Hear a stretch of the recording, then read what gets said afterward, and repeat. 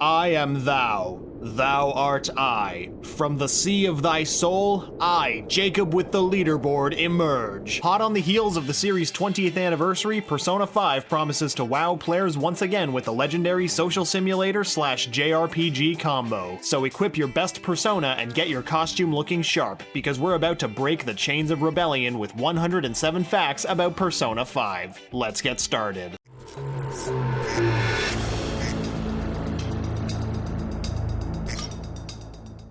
Persona 5 is a turn-based RPG developed by Atlus, a game developer and publisher based in Tokyo, Japan. Since Persona 2 was split into two parts, Persona 5 is actually the sixth main title of the Persona franchise, which in itself is a spin-off of the Shin Megami Tensei series. Persona 5 follows the adventures of a protagonist which the player names themselves. After being arrested for a crime he didn't commit, the character is put on probation and transferred to another school with a criminal record attached to his name. The game was originally announced during a special Persona-themed livestream event Atlus held in November of 2013. The event announced some other games, mostly spin-offs of Persona 4, but ended with a cryptic video showing nothing but shackled chairs in a red room. This was the first trailer for Persona 5, and the game was slated to release in the winter of 2014 for the PlayStation 3. Yeah, they were just a little off on that release date. Eventually, Persona 5 was released in Japan on September 15th of 2016 and worldwide on April 4th of 2017 after many delays, but, you know, as they say, patience is a virtue. Many of the big names who worked on previous games came back for Persona 5, starting with the game's director, Katsura Hashino. Previously, he worked as the director for Personas 3, 4, and many other titles in the Shin Megami Tensei franchise. Hashino is primarily responsible for the darker direction of the game's tone, and pitched the game as a picaresque novel. He wanted to create a story styled after roguish phantom thieves who fought to change a rotten society. Another Persona veteran is character designer Shigenori Soejima. He worked on Persona 5's designs while 4 was still being completed and frequently updated them as the new game went into development. The characters in Persona 5 were designed to tie in with the game's passionate primary color, red. This is similar to how Persona 3 and 4 based their overall designs on the colors blue and yellow respectively. And those super stylish UI menu designs? You can thank Masayoshi Suto, the game's art director. Suto worked closely with Soejima to pin down the hyper-stylized comic book aesthetic found throughout the game. Last but certainly not least, composer Shoji Meguro returned along with the Atlus sound team to produce the music for Persona 5. His soundtracks for Personas 3 and 4 were extremely well received, and his work in Persona 5 has garnered mountains of praise. Musical director Shoji Meguro had drawn similarities between the animated show Lupin III and the gameplay of Persona 5. Both have the underlying thief motif, and since Lupin's soundtrack features a lot of jazz and jazz-inspired music, Meguro thought that only seemed appropriate for Persona. Katsura Hashino and other developers of Persona 5 stated that they wanted to make sure the English audio and dialogue was refined and ready for a Western release. Persona 5 was set to be the gold standard for Atlus, and the studio wanted to make sure everything was perfect. Hashino was worried that American audiences may have thought that the main premise of the game would be predictable or cliché, but stated that, quote, all aspects of the game are cohesive with the underlying theme and background of Persona 5. We put a great deal of effort and thought into its execution, end quote. The game started development sometime after August of 2011 following the release of Atlus's previous title, Catherine. They created a new internal engine for Persona 5, allowing them to easily implement new ideas into the game's production, but they did warn that the game could take a while to complete because of it. If only we knew back then what we know now. The theme throughout Persona 5 is breaking free of the figurative chains that hold one back from accomplishing their goals. Hence, there was a lot of imagery involving chains and empty chairs in the promotion of the game. Speculation formed that the game's theme criticized the stress brought on by the Japanese school system, since the promotional material had imagery from high school classrooms and since the main characters were high schoolers themselves. Persona 5 has a cast of 9 main characters. They include the protagonist, Ryuji Sakamoto, Morgana, An Takamaki, and you know what? Play the game to discover the other 5. We don't want to spoil it for you here. Hashino mentioned that, like the Persona games before it, the protagonist is somewhat of a blank slate. He's calm and collected. However, unlike past Persona games, the main cast makes more of an active choice to go into danger to help the people around them, as opposed to being thrust into it. Their adventure takes them to distorted supernatural locations in a parallel world called the Metaverse. Using an app that mysteriously appears on their cell phones, the Phantom Thieves of Hearts travel into the Metaverse to infiltrate palaces manifested by people's distorted desires. Each palace has its own theme that ties to the person it belongs to. They were specifically designed to feel like locations where a heist could take place. Palaces range from locales like castles, museums, banks, and more. When the Phantom Thieves travel into the Metaverse, their clothing changes into flashy costumes with stylish masks, the spirit of their rebellion. The Metaverse is also crawling with dangerous shadows that can only be defeated by using the personas waiting to be summoned from inside those masks. These ideas were borrowed from psychologist Carl Jung's theory of Jungian psychology, which originated in the early 1900s. More on that later, so stay tuned. Hanging out with friends has always been an important aspect in Persona games, as it causes those relationships to strengthen. In past games, this was called the social link system, but they are now called confidants. Ranked up confidants will give the player different bonuses, such as stronger Persona fusions or enhanced battle capabilities. Persona 5 is the first title where ranking up confidants that don't join players in dungeons has direct benefits outside of experience boosts when fusing personas. These can include things like extra experience in battle, gaining extra time during school days, receiving discounts at shops, and many other benefits. Sometimes you'll need to know where a confidant is right now. Rather than running around blindly, you can pull up the map and press square on a location. It will tell you who's there and whether your bond will rank up when you spend time with them. It's not always easy to hang out with people, and certain ranks will be locked until players meet certain requirements. These requirements hinge on having one of the game's 5 social stats at a particular rank. That's right, needing to raise your knowledge, guts, charm, kindness, and proficiency stats is back from the previous titles, albeit under different names. Ranking up social stats takes time as well, and players can choose to spend their time doing various activities that will bump up specific stats. For example, one can study to improve their knowledge, or attempt to eat a giant hamburger to improve their guts, which sounds silly until you see the actual size of the burger. It's nuts! So here's a tip: watching TV doesn't take up any of your time and will occasionally boost your knowledge stat by asking you quiz questions. And taking care of that dying plant in your room will also raise your kindness. Make sure to buy nutrients so you can start doing that ASAP. Did we mention you can closely date any of your female confidants? Yes, any. Persona 5 sort of continues with its rotten society theme by allowing you to date older women, such as your teacher, Kawakami. It's weird.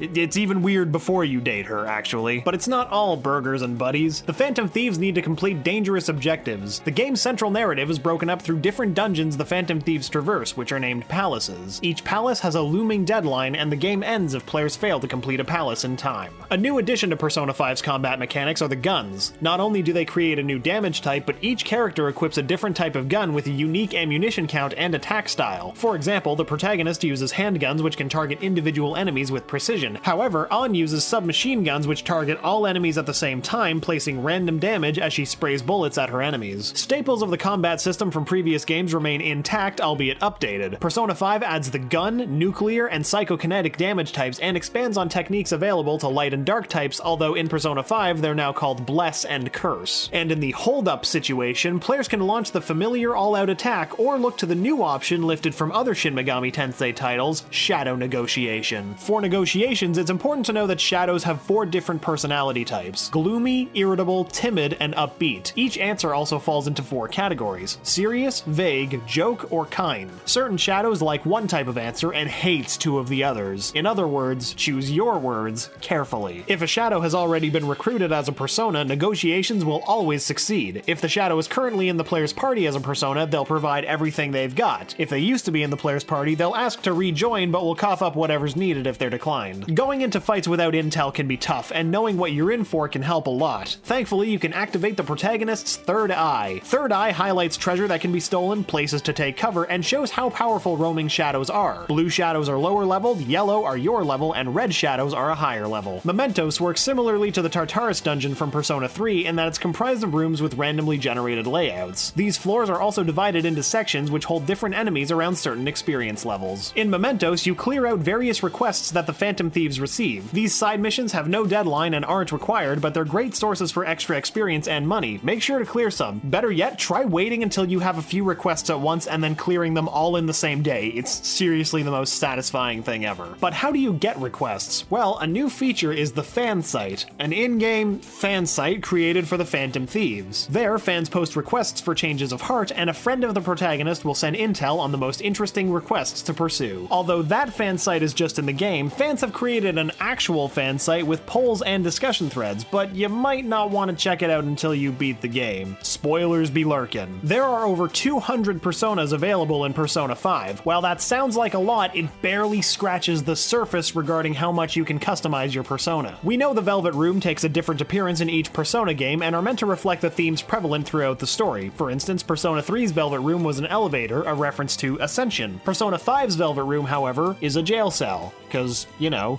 imprisonment and freedom. The Velvet Room in Persona 5 doesn't just look like a jail cell, everything about it is grim and harsh. Persona are fused by strapping them into guillotines for execution, they can be sacrificed to power up others through a hanging, or strapped to an electric chair to become items, and you can throw them into solitary confinement to make them tougher. That's pretty dark. It's making me question whether or not Igor knows the meaning of the word rehabilitation. Persona 5 is the first Persona title to take place in a real-world location. While past games were based in fictional places like Persona 4's Inaba, Persona 5 is set in modern-day Tokyo. Plus, players use the rail system to travel throughout the city to places like Shibuya and Akihabara. And while the protagonist's neighborhood, Yongen-jaya, is fictional, it's heavily based on Tokyo's Sangen-jaya. The narrow alleyways, small local businesses, and hidden locations give the neighborhood an authentic feel. This was definitely more noticeable for Japanese players as the neighborhood's name simply replaced the numerical element. Yon, which means 4, replaced San, which means 3. In fact, the Atlus offices are located in the real-world Sangen-jaya. Director Hashino chose the location because he wanted it to feel like the character lived on small streets on the brink of destruction, and felt it would be a fitting beginning for a character destined to rebel against society. You may have noticed all the game's personas are named after mythological figures. That's because the Shin Megami Tensei series loves to fill the monster roster with myths from all over the world. So why call them personas? Remember how we mentioned Dr. Carl Jung earlier? Well, in his psychological theory, he identified both personas and shadows. Jung's model of the personas was described as a personality someone wears for adaptability or convenience. Essentially, he believes personas describe the phenomenon of acting differently around different people or situations. It's explained that personas are something the person deems a positive trait that is expected to impress or please someone, their best traits. Jung claims that personas act as the PR of the psyche and hide the true person behind the idealized mask. See the connection? See what the game's doing here? He also believes people have multiple personas that are suited for various circumstances. This trait is mirrored by the protagonists of the Persona games continuing in Persona 5. The idea is that while the other characters are defined by one persona, the player can be anyone and adapt to any situation. Shadows act as enemies in the game and represent the other half of Jungian psychology. Jung believes shadows mirror personas as parts of the personality that the self dislikes or ignores. Well, that definitely sounds like the shadows in Persona games. Antagonistic characters have shadow selves that challenge the player and represent the worst version of that person. Of course, Persona 5 is no exception to this, as each deadly palace is ruled by the shadow of a character in the game's real world. From Pirate Lord Captain Kidd to revolutionary Ishikawa Goemon, all party members have personas directly named after historical and literary figures. Even the protagonist's initial persona is one of the most legendary thieves of all time, Arsène Lupin. The tie-in to Arsène Lupin goes further than just being the protagonist's persona. Arsène Lupin was a fictional jewelry thief who crossed swords with Sherlock Holmes in 1905 as created by the French writer Maurice Leblanc. Wait, Leblanc?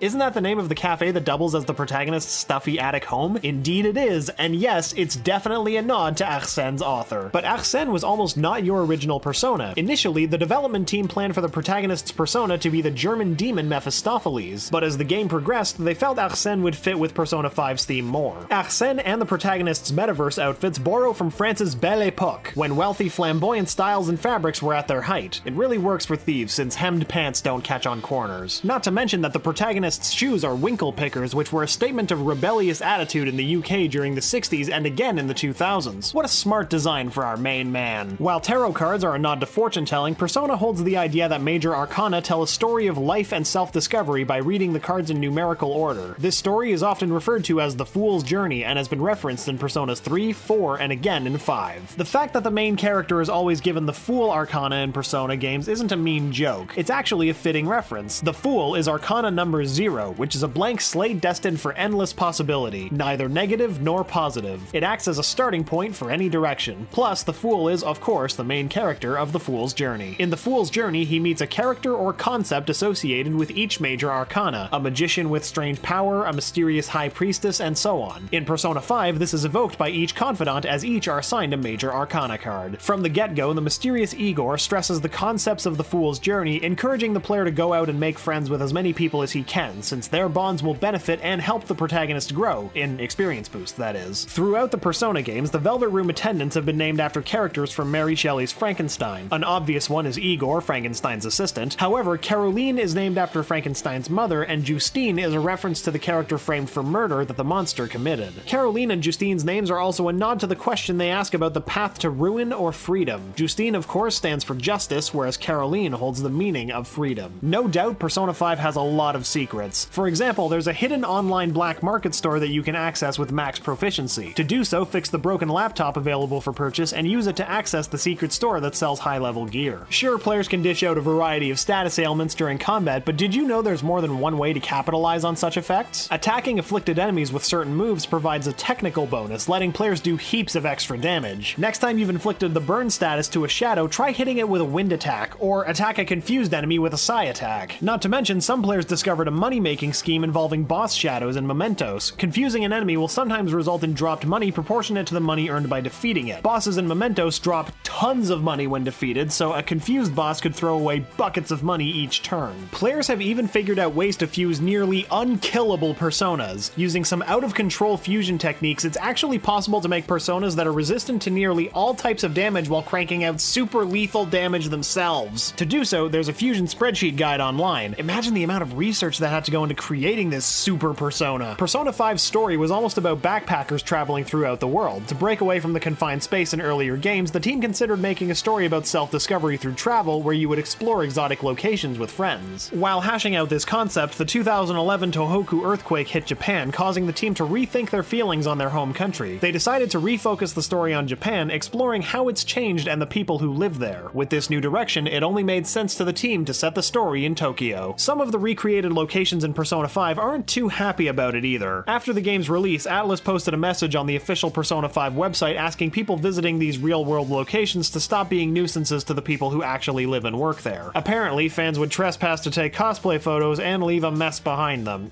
Come on guys, don't force the Phantom Thieves to change your heart. This isn't the only behavior Atlus has warned players about. When the game had its worldwide release in April, Atlus posted a strict set of streaming guidelines in an effort to help the community avoid spoilers. But some believe that Atlus has taken needlessly aggressive actions against those who don't adhere to said rules. In addition to their list of specific streaming requests, they pressed for content ID strikes or even full suspensions against channels who ignored them. This no streaming mindset has even been ingrained into the PlayStation 4 version of the game. On other titles, you can press the share button to take screenshots, save video clips, or sync your gameplay with a streaming service unless it's otherwise blocked by the developers. Persona 5 registers as a blocked scene from the moment you move past the title screen and stays blocked until you turn the game off. The reaction to these policies has been unpopular, to say the least. However, Atlus recognized that many streamers helped Persona 5's popularity and has slightly eased up on their restrictions. They pushed back the in-game date for content display from July 7th to November 19th, as that marks the start of the final storyline. Despite these policies, the public and critical reception of Persona 5 has been overwhelmingly positive. As of this video's rating, the game sits at a 94 on Metacritic. Reviews praised its second-to-none stylish visuals, its smooth and slick combat mechanics, and a plotline that felt new and relevant for today's world. The updates to the Persona stand-in systems were also universally praised, welcoming a step forward for a series that often sticks to its guns. When the game released in Japan, it wasn't only the fastest-selling Atlus game ever produced, it also took only a month for the Japanese release to become the highest-selling title Atlus made in its 30 years of existence. The worldwide release isn't too shabby either. Numbers report the game shipped over 1.5 million copies worldwide, which is gigantic considering how niche the series used to be. It's crushed sales set by predecessor titles like Persona 4 in less than a month. Complementing the game's release, Atlus released DLC packages for Persona 5 that consist of costume and background music sets and legacy Persona sets. The costume background music sets let players deck out the Phantom Thieves in costumes that depict past games in the series. You can dress up your characters like the students from Persona 3's Seize unit, or put them in swanky costumes inspired by Persona 4 Dancing All Night. These packs also come with new tracks that are played during battles and the result screens that follow. The other sets are legacy personas, which lets the player summon iconic unique personas from past titles. Gear up with personas like Persona 4's Izanagi or Persona 3's Thanatos, each with unique skills and abilities. Each set also comes with a Picaro version of the personas that comes with a visual change and more powerful abilities. There are a couple of free add-ons too. For instance, players who want an authentic Persona experience can download the Japanese audio tracks for the entire game. So after all that, what's next for the Persona series? While nothing has been said for certain, Atlus recently registered a few new domain names after the game's worldwide release, giving us a peek at what could be. These domain names include acronyms like P3D, P5R, P5AG, P5U, PQ2,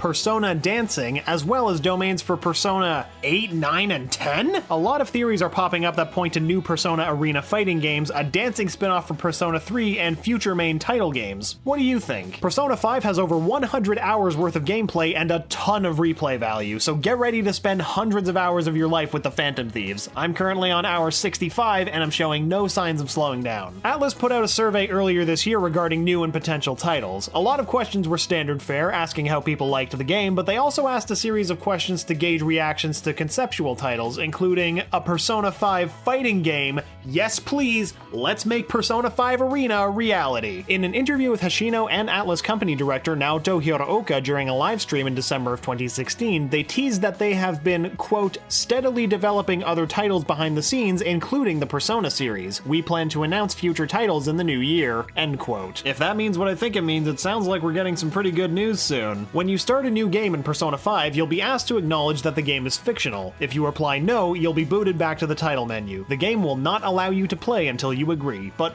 why do this? Simple answer: lawsuit prevention. Unfortunately, some of the pop quizzes in the classroom do not translate super well from Japanese to English, such as asking what a cursive Japanese character means. Time to pull out the cheat sheets. I promise otherwise, though, I'm a pretty good student. The game states that Takamaki is foreign, so why does she have a Japanese last name? Well, many speculated it's because she was Finnish, as Takamaki is also a Finnish last name. However, it was revealed in the third trailer for the game that she's a quarter American, so what's the other 75% of her heritage? In the Japanese version, Igor is voiced by Masane Tsukiyama, since his usual voice actor Isamu Tananaka passed away in 2010. However, this is subtly integral to the plot of the game, considering what you learn about Igor later on, but you won't find those spoilers here. What does that mean? I haven't gotten to that point in the game yet. I have no idea what that means. I just read these things. Haifumi Togo was almost a playable character in the game as part of the Phantom Thieves. Unfortunately, this would have lengthened the story further, and Atlus felt it would be better just to keep her as a confidant to simplify things. You almost weren't living in your cafe apartment either. For a while, development thought that the protagonist would live in the same building as Sai Nijima, who was investigating the Phantom Thieves. That would have been tense. Katsuhiro Hoshino mentioned in an interview that the main reason there isn't an option to play a female lead is because it would have been too much work. He said things would have to have been cut out to compensate. However, players were able to choose between playing as a male or a female protagonist in Persona 3 for the PlayStation Portable with little changes. This led many fans to believe that the extra work Hoshino mentions is just more writing and possibly romantic storylines, so yeah, people weren't too happy about that. Sayem Ahmed, a writer for Waypoint, critiqued Atlus, saying the team has a lot of work to do to grow and become more diverse in its storytelling and character development. He in no way thought that Persona 5 was an insensitive game, but called for something more when it came to playable heroes. A one-shot animated film was released in September of 2016, right before the Japanese release of Persona 5. It was titled Persona 5 The Animation, The Daybreakers, and depicted a side quest in the game. The cutscenes in Persona 5 were animated by Production IG. If you've played any of the Tales of series, you may recognize their name since they also animated those cutscenes. Production IG was very specific in animating the protagonist, making sure that his body language and facial expressions could show clear emotions to the audience. The protagonist doesn't speak much, so it was important to still make sure he had character attributes that the viewers could connect to. There was no use of CGI in the animated shorts within Persona 5. All effects were traditionally animated, otherwise known as hand-drawn. The protagonist almost had long silver hair, looking a lot like Yu Narukami, the protagonist of Persona 4. He was also a bit more androgynous in these designs. Persona 5 was originally supposed to be made for portable gameplay, but Atlus felt as though players would want to see the newest installment in an HD setting. And they were right. In October of 2016, Atlus announced it would partner with and support the Nintendo Switch upon its release. No news on if Persona 5 would be playable on the system, but the company did mention that they believed their games would be a good fit for the platform. Once again, I'm Jacob, and thanks for watching 107 Facts about Persona 5. Have you played it? Did we miss anything? Comment below and let us know. Don't forget to click the bell icon to become part of the notification squad, and if you like getting more from your games, make sure to subscribe to the Leaderboard, where we help you game smarter.